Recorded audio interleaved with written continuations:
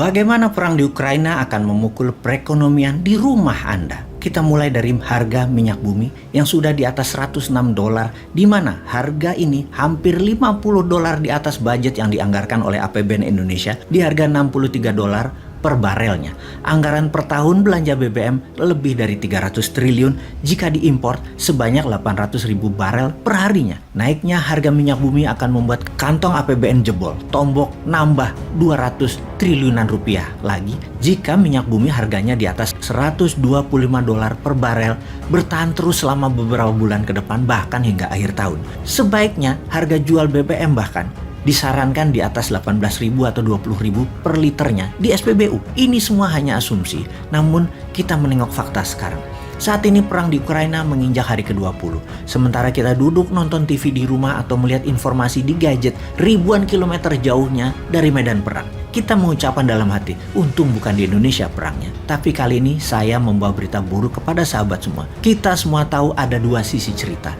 Yang satu memiliki pendapat global atau global naratif, yaitu pihak Barat dan NATO yang mengatakan Rusia adalah penjahat. Di sisi Rusia mengatakan agresi NATO ke Eropa Timur mencaplok-caplok wilayah dengan mengikat dalam kesepakatan militer oleh NATO di negara bumpernya Rusia ex-Soviet adalah kejahatan atau penjahat sesungguhnya karena akan menarget Rusia nantinya. Terlepas dari perang militer di Ukraina, ternyata perang ini akan melukai kita semua. Anda punya mobil dan motor di rumah, Anda pasti perlu BBM kan? Semakin lama perang, mengendarai kendaraan Anda tersebut, biayanya akan semakin mahal. Kenapa? Kita tahu 12% minyak dunia adalah produksi Rusia. Rusia merupakan negara ketiga terbesar di dunia di dalam produksi minyak dan negara nomor 3 terbesar di dunia di dalam eksportir minyak. Sejumlah 5 juta barel per harinya. Apa yang terjadi kalau minyak Rusia di stop produksinya untuk diekspor? Maka kebutuhan dunia yang meningkat alias demand meningkat karena suplainya turun,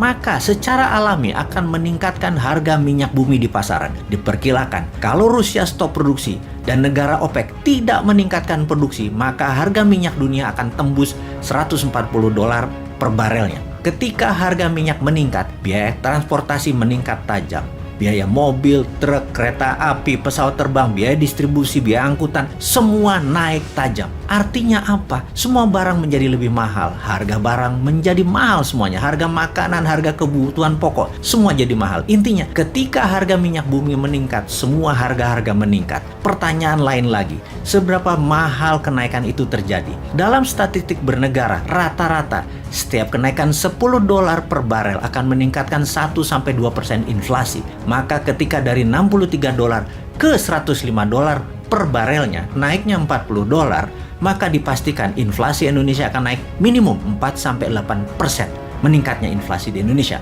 Kita ke Rusia yang terkena sanksi ekonomi. Bank Rusia kena sanksi ekonomi dari negara G7 dan dari banyak negara lainnya. Bank-bank milik Rusia tidak bisa lagi memakai SWIFT, Interbank Transaksi Internasional. SWIFT adalah singkatan dari Society for Worldwide Interbank Financial Telecommunication. Dengan Bank Rusia tidak bisa aman lagi atau tidak secure lagi transaksinya, maka tidak bisa lagi bertransaksi secara luas ke seluruh dunia. Sesungguhnya pada saat ini minyak Rusia belum kena sanksi, namun produksinya sudah mulai diturunkan. Dan efek SWIFT diblok plus transaksi turun itu akan memukul harga minyak. Lalu ada boikot perdagangan atas produk-produk Rusia lainnya. Kita kembali ke gas dulu.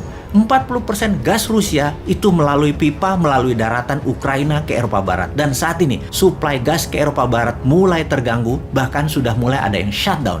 Ini menimbulkan keresahan masyarakat Eropa Barat. Lalu kita perdalam Ukraina. Banyak yang tersadar mengetahui bahwa Ukraina mempunyai cadangan minyak dan gas nomor 2 terbesar di Eropa yang saat ini pastinya terganggu produksinya walaupun ini masih cadangan. Sehubungan dengan berkurangnya produksi minyak dunia, maka semua negara besar mulai menggunakan SPR-nya atau strategi petroleum supply-nya. Cadangan minyaknya dikeluarkan, terutama Amerika. Dengan strategi ini diharapkan bisa menahan laju naiknya harga minyak namun membahayakan cadangan minyak dalam negeri Amerika.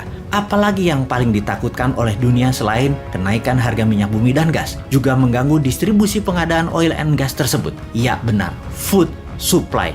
Kita semua tahu Ukraina adalah pengekspor dan penyedia 50% sunflower oil atau minyak bunga matahari. Saat ini penjualannya nol, shutdown shippingnya.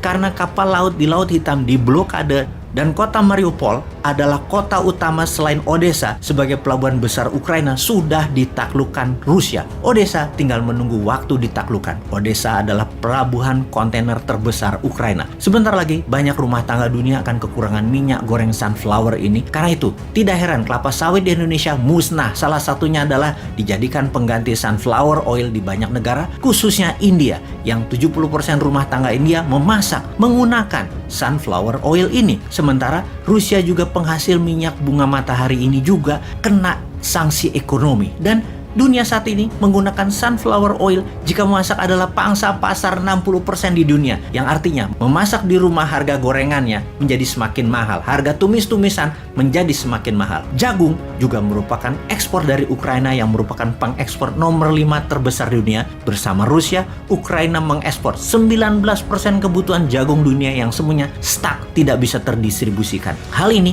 mempengaruhi pakan ternak, makanan ternak, sirup jagung, cornflake, dan macam-macam lagi kebutuhan turunannya. Kemana jagung Ukraina dan Rusia itu berlabuh?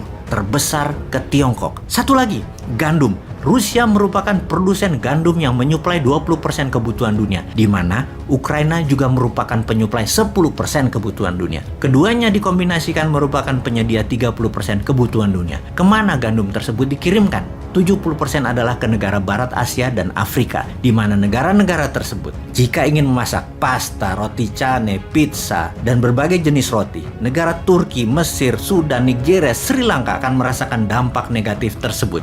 Teringat gandum Rusia yang kena musibah kering akibat terkena serangan harps. Walau serangan ini tidak diakui sebagai serangan perang cuaca, namun gagal panen gandum di Rusia pada tahun 2010 memicu Arab Spring 2010 dan 2011 yang menumbangkan banyak kepala negara di daerah Arab tersebut termasuk Mesir.